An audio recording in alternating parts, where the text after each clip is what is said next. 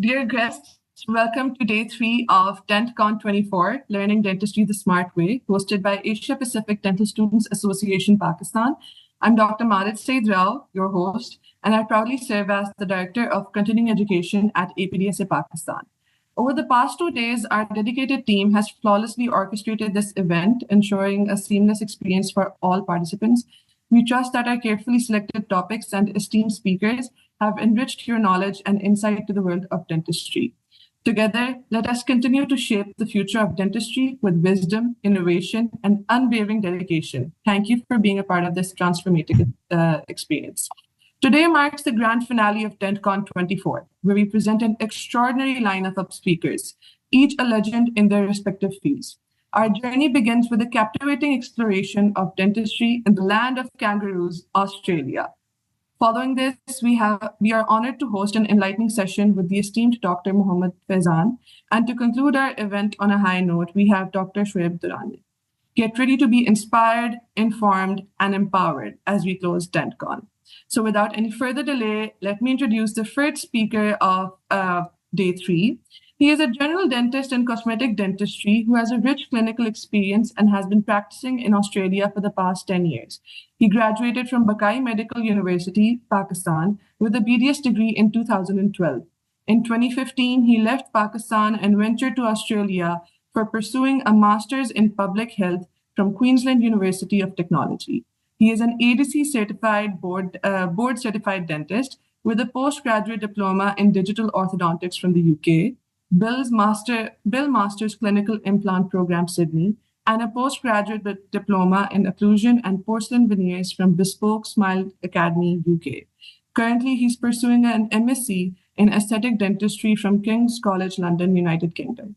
He's popular for being the founder and principal trainer at Dr. Mak Dental Academy, where he and his team train international dentists for the ADC licensing exam. Ladies and gentlemen, I present to you Dr. Murtaza Mak. Hi, everyone. Thanks for this amazing introduction. I hope you all are well. My focus for today is to give you my tips and tricks and guidelines of coming to Australia. I remember my time when I graduated in 2012, I started looking at processes and ways in which I can go abroad. So I want to share my tips and tricks with all of you, and especially the things that you can't find on the website, because I feel like majority of the information is available on the websites and stuff. So I want to tell you kind of my side as well, which I feel, which you all should be thinking about as well when you're looking at going to Australia. What is your goals? And we want to just discuss that with all of you. So I've created this presentation. This is just like the cover for what DENTCON sent me. To be honest, I'm really honored and excited about this as well, because when you think about your journey, and it's been almost 10 years, and I feel like it's good that you're at a stage where you could, transfer your skills and some information with everyone. So the first thing that I wanted to begin is, whenever anyone's planning to go abroad, whatever is running in your mind, and I want to see if I can share that. It's not going. Okay, now it's going. Is whenever you're planning to do anything in terms of coming abroad, doing your ADC, going to a country, you should have a clear vision. And I genuinely believe in this. So when at this point, I think majority of the students or the dentists out there should be the ones who have recently graduated or currently doing their house job, or maybe in their final year of dental school, and they're looking at what are the options abroad. Now, Australia at the moment is definitely a great option for so many people who are coming abroad. And that's where the vision starts, is where do you see yourself? And I always ask, when people ask me, I want to come to Australia, I always ask them, what is your vision? Do you have a clear vision? where do you see yourself in the next 5 years, and where do you see yourself in the next 10 years? Because that is so important. I get so many messages and people say, I want to do ADC. I was like, okay, why do you want to do ADC? They don't have an answer. And that's where I want to kind of like have a chat with you, with all of you, and we'll definitely do that more in the Q&A, is do not just dive in and say, I want to do ADC, go to Australia, plan first, because when you're planning and having a good vision, things kind of like align a bit better. Now, this is me skydiving in 2017. The reason I've shared this photo is that's what majority of us do. We think that, okay, we want to go to Australia and we just dive in. And the difficult bit there is you don't have a person hanging to you when you do this. So you're all by your own. So all those smiles and the excitement go away as soon as we arrive out in a foreign country and we have to start everything and all those things start. And that's the time we start panicking and that anxiety levels start and we feel like, oh my God, where are we going? What are we doing? So again, to the same point, create a vision, have in mind where you're thinking and aiming to go. Then, which is again even more important, is make sure you're passionate about your vision or your goals. Because if you created something, if you're not passionate about it, that's what happens. Is I see people struggling even after 5 years, 6 years, 10 years, trying to do the ADC exam, trying to do a master's, trying to do a degree, they're still failing or not trying to achieve it because they were never passionate about their goal. And that's where the point comes in that, make sure you have a goal, but you're somewhat passionate about it. But if you're not, maybe there was something else that you could have picked initially that would have guided you a bit better. So whenever you try to create any roadmap, we're talking about Australia today, take us to few steps back and try to analyze your situation and ask yourself, is Australia the best option for you? Or is it UK? Is it US? Maybe it's another country? That's something you need to ask yourself first. Then we talk about why ADC. And this is so important to understand because so many people say we want to do ADC, but their main objective is not doing the Australian Dental Council exam. The main concept is coming to Australia. So just try to divide these two things very clearly and think that, do you want to do ADC, become a dentist in Australia, or do you just want to come to Australia? Because there's other non-dental options which can actually work better for you, might be less stressful for you. They can still get you a PR in Australia. You can work there. You can have a great life in Australia as well. So it's so important to kind of like allow that. I think there's one person trying to enter. We might need to admit that maybe. Well, they're admitted, sir. Okay. We'll keep on admitting people as they enter. So then same thing, have a plan in mind and ask yourself all the whys. If you're saying today, I want to go to Australia, why you want to go to Australia? What do you want to do? Do you want to do a dental, stay in the dental field? Do you like Australia as a country? Do you want to go somewhere non-dental? And list all your goals. Because the moment you start listing all your goals, it's a clear vision in front of you. And you all start to feel that, okay, this is I can do. And that basically helps you analyze your situation. And then once you have the plan in mind, same thing again, review the goals and the plan just to make sure they're aligning it together. Now, this is very important because a lot of people say, I would love to come to Australia.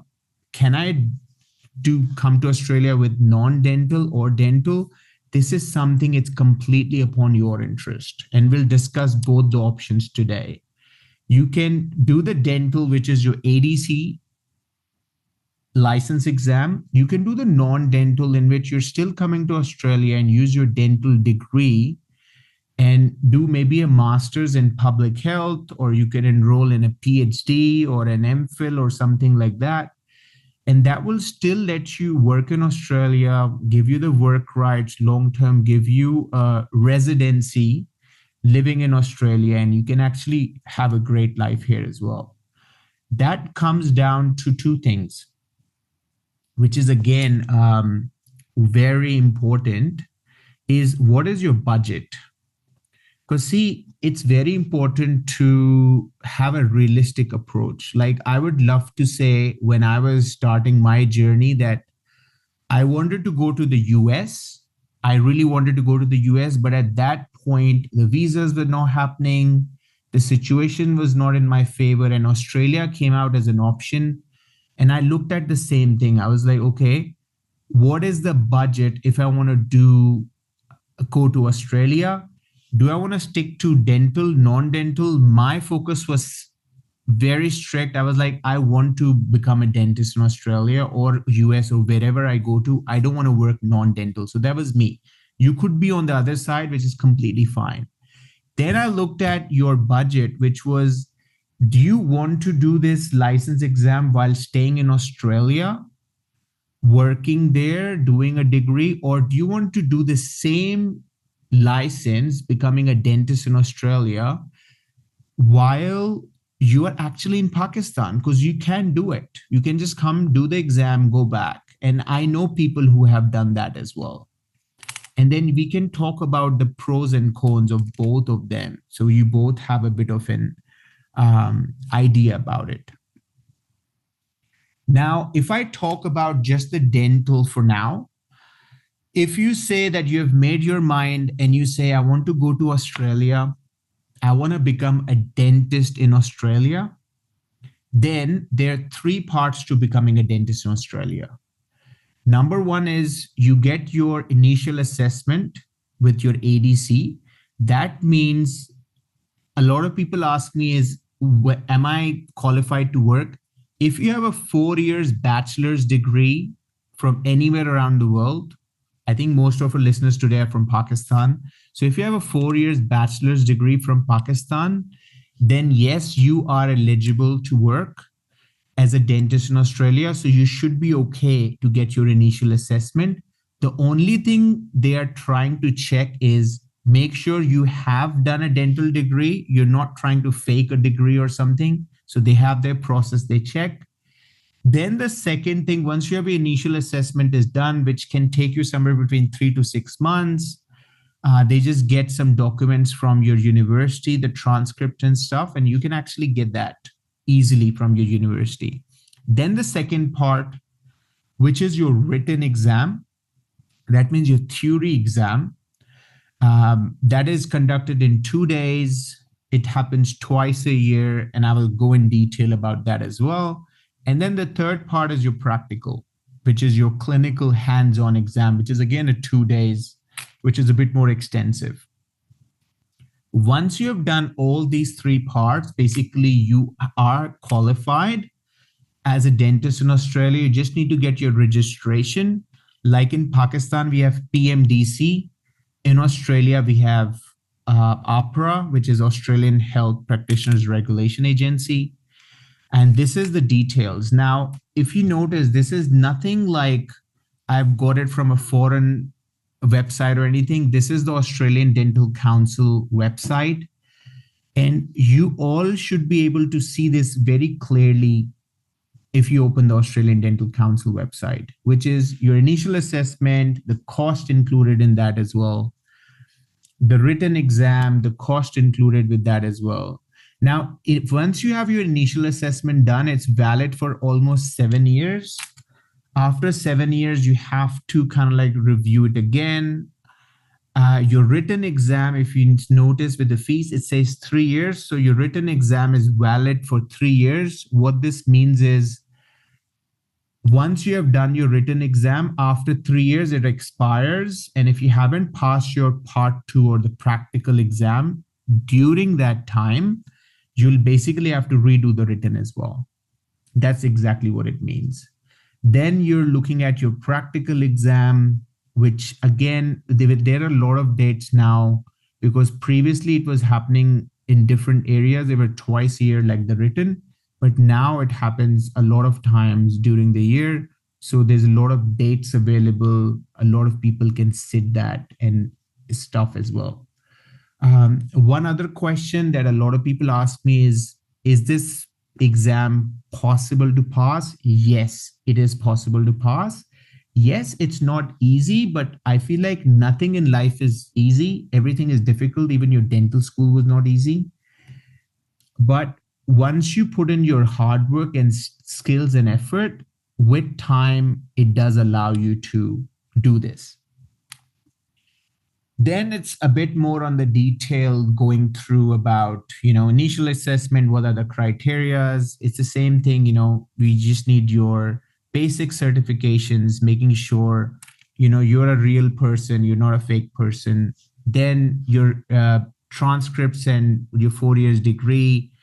Now, there's another point that a lot of people ask is, can I actually just do my dental degree and come to Australia directly? Yes, you can. Nothing stops you from coming to Australia directly from doing the BDS. The problem that arrives is that not now, but after you pass your ADC and then you're applying for visas and stuff, considering you're not a citizen or permanent resident of Australia, which a lot of people would not be, they require like a 2 years or 3 years experience. And that is the time where a lot of people struggle and they think that, oh, I don't have any experience. What do I do now? And that's why I highly recommend you can get ADC done and your qualification registered without your house job and clinical experience. But I highly recommend doing your house job and at least 1 year clinical experience in Pakistan before coming. It really helps you in the future when you're applying for visas and all those things as well. And then just the basic things as well. And then it's your written exam. It's done by the Pearson. It's an online platform that basically when you go to the written exam, previously it was happening on paper. Now it's on a computer. So you just have to create a bit of an account, and everything is in the detail in the handbook as well. That's the cost of the written exam that is in front of you. And we'll discuss the cost a bit later in detail as well.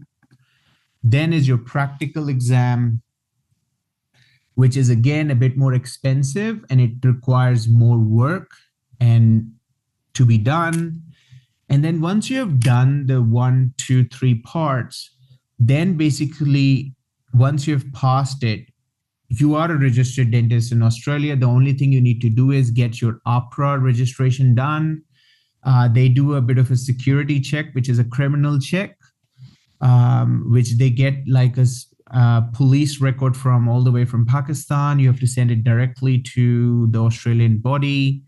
You need to have an English exam done. Now, some people say, do I need to do IELTS or, the other test before doing ADC? No, you can do your whole ADC without English exam. Once you do the ADC, then you can do the IELTS before registration.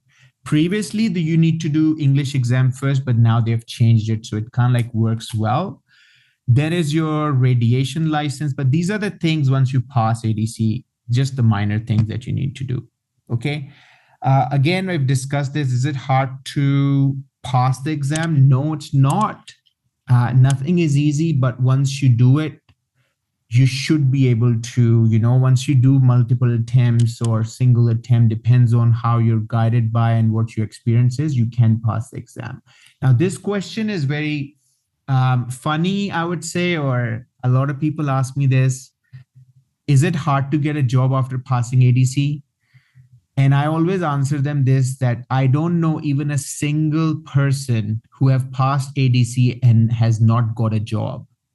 So that means definitely once you pass, you will get a job. So don't keep your mind thinking that, oh, will I get a job after passing ADC? 100% you will. 100% you will. Okay. Then we're looking at being realistic. And when I was in 2014 looking at options, there was one of my seniors who guided me, and he said that, Murtaza, be realistic. I know we think in a way that I will come to Australia, I will pass my ADC in 6 months, and everything is going to be right. Let's be real, it takes some time. And with my experience, and I've been teaching so many students, almost 500 students have just passed under my guidance and so many more.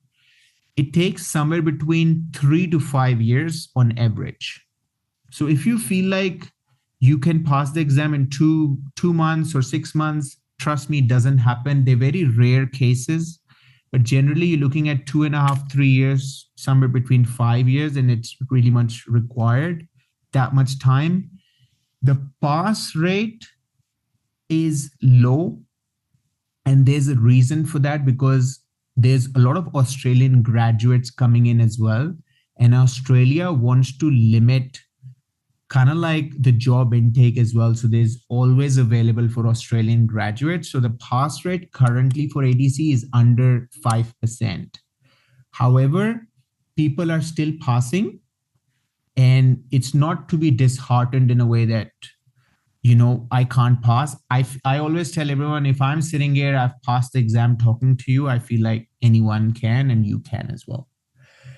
Now comes to the budget. Now, this is me being very realistic to all of you. Like, when we decide that, okay, let's go to Australia, I want to do the ADC exam.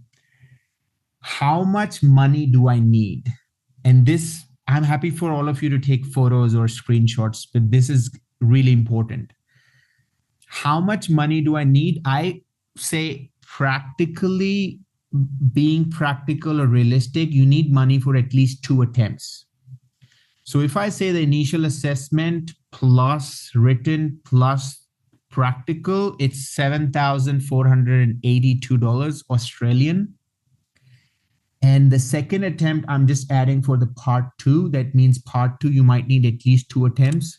And I've got that total to a 12,257 Australian dollars. I would say this is the minimum, bare minimum you need, because majority of the time people are doing in 2 attempts, 2 theory, 2 practical. So this goes to another 2,000 or 2,500 on top of this.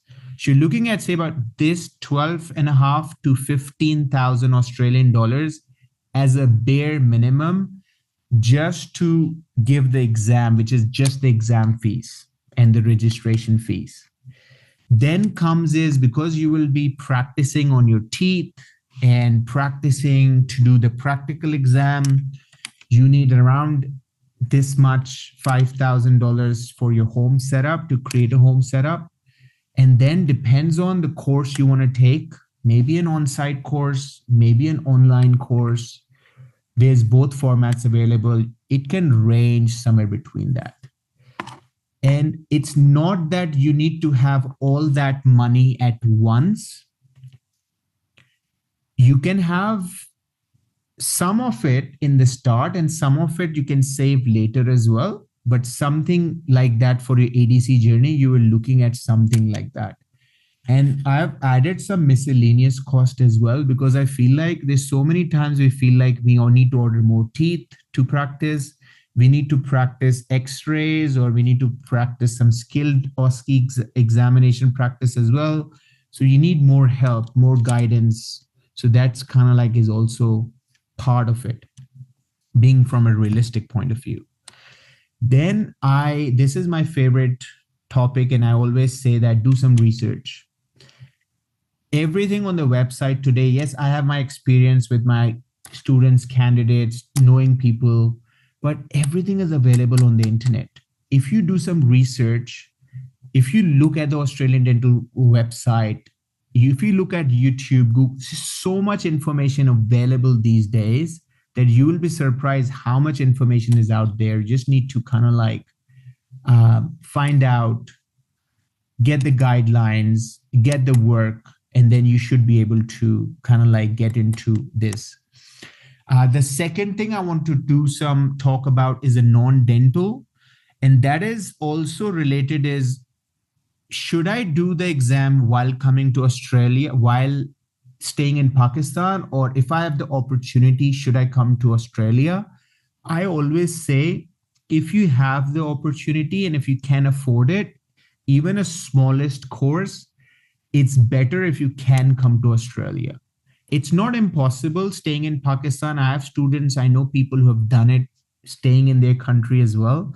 But if you can come to Australia, it helps because you're living in the atmosphere, same culture, you're learning so much more. You can get an opportunity working as a dental assistant in the dental industry. You're already kind of like working in the same workforce. And this is exactly what I did. I got admission in Masters in Public Health. I think at that time it was around 42 lakh Pakistani rupees in 2015. I went to Perth, Australia at that time. It was a 2 years master's. Any course you pick, it has to be a 2 years degree. A lot of people message and say that my funds only allow me a 6 months course or a 1 year course. Unfortunately, you won't get a visa. So if you want to come to Australia, you have to do at least a 2 years degree. It could be anything, but ideally related to the health field. There's two other options, which could be you could study becoming a dental hygienist, which is a great career. You can earn great money, and it gives you a guaranteed permanent residency in Australia as well. And it gives you a lot of support as well that, you're already in the dental industry. Long term, you can always, once you pass your ADC exam, you can work as a dentist. But during that 4 years or 5 years of your struggle, you are basically in the dental industry, mixing things up. That helps. I know so many people who have applied scholarships for the MPhil PhD. Australia gives 60 to 70% scholarships for PhD programs, and you will be surprised how much can you gain and benefit out of it. So that is also an option. You can search about it, do some research about it. There's so many Australian universities. You can look into their profiles. You can look into the professors who are actually giving scholarships. You can email them. The best part about, you'll notice about professors, they always reply you. So you can talk to them about, get a research topic and get into MPhil PhDs. But if you have an option and you are in the middle that should I stay in Australia or should I stay in Pakistan while do it, both ways you can. But if you can afford it, I would definitely encourage, if you can come to Australia, do your journey. It definitely helps you in a good way. I have over 100 videos on my YouTube channel that explains you about how to apply for a dental assistant role while staying in Pakistan, while coming in Australia, about how to start your Part 1 written exam journey, about how to apply for visas. It has my lawyer details as well. And my lawyer does free consults.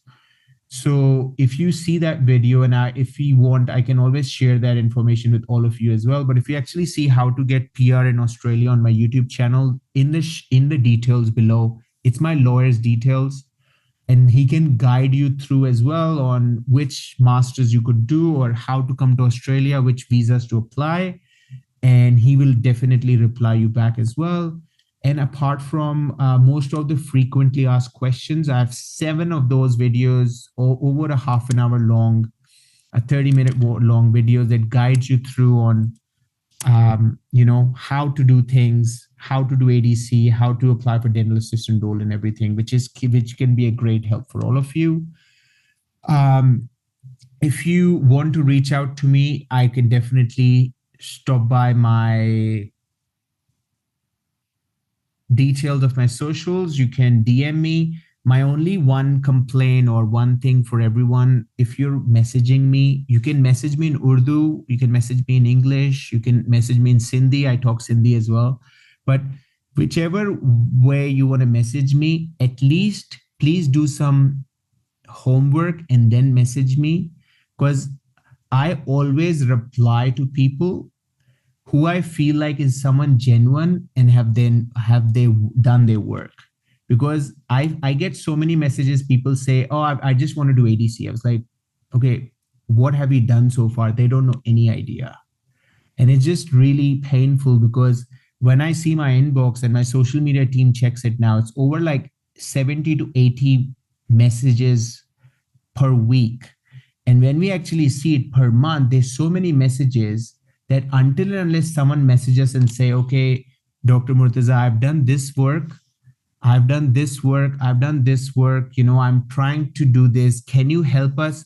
I would love to actually not just message, call you and help you as well. But if you've done some work, it basically allows me to guide you in the right direction, guide me in the right training, and then you could actually work out a lot better as well. So my very open and honest tip would be that first you decide, is Australia is a better country for you, or if you have a better chance going somewhere else. Then you decide if you really want to stay in the dental, that means you want to be a dentist, or do you want to do something non-dental, because there are options available. It might be less stressful for you if you don't like being a dentist. Then comes to, what is your budget? That will decide if you can come to Australia and do it, or can you stay in Pakistan and do it.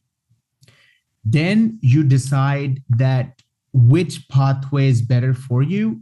And if it is just coming to Australia for doing the exam, you focus on that. If it's more like coming to Australia and maybe staying in Australia, working on your permanent residency, and then at the same time, you look into getting your ADC exams as a plan B, then that is that option available for you as well.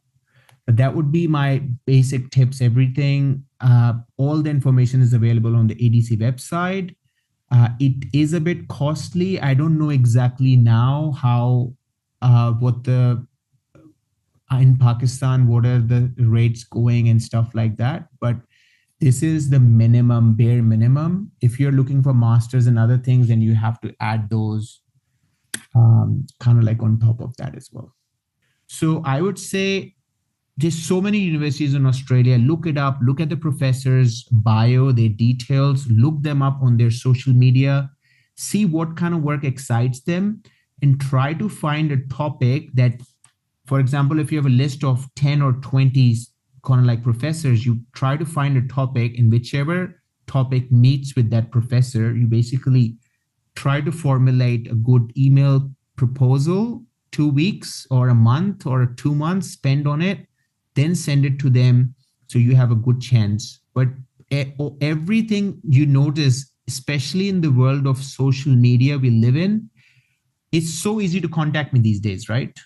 Because any message I'll see and I'll be able to actually, contact someone who actually, I feel like they've done the work.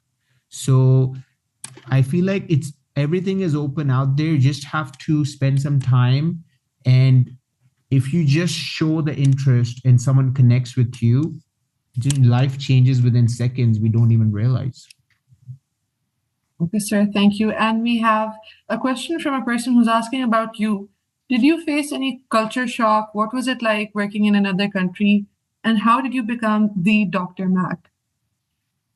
See, it's another, like how I became Dr. Mak is like a very long story. Maybe if I ever visit Pakistan because I have a lot of requests to come to Pakistan in the future to teach these kind of veneers and stuff.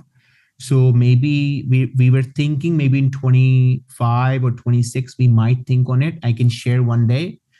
But in terms of the culture shock, initially, I'll be honest, we all are humans. You feel that, you go to a new country, you feel like maybe you don't belong here. The English is so different. Their traditions are so different.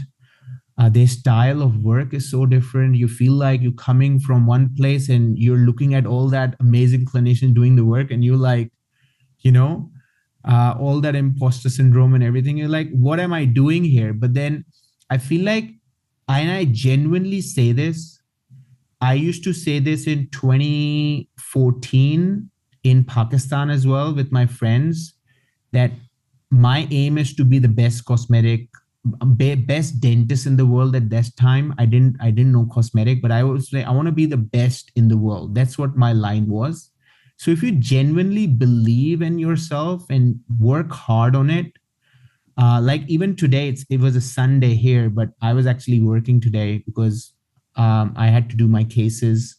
So I fly to Canberra once every 2 months to do my cases. So I just finished my case, came here, I'm talking to you all. And I feel like if you actually work hard and believe in yourself and just, on daily motivate yourself that you could do it, all these things are kind of like just stay on the side and you become someone that you always wanted to see and you always have that in you, and you just motivate yourself someday as well. Well, that's great, sir. And with that, we end our session with you. We appreciate you for taking out time for us. And thank you so much for inspiring us. I'm sure everyone is truly mesmerized. So we hope you had a very good experience with APDSA Pakistan, and we hope that we can work in the future as well. My pleasure. Allah Hafiz, and God bless you, all of you. Okay. Allah Hafiz. Thank you. Take care.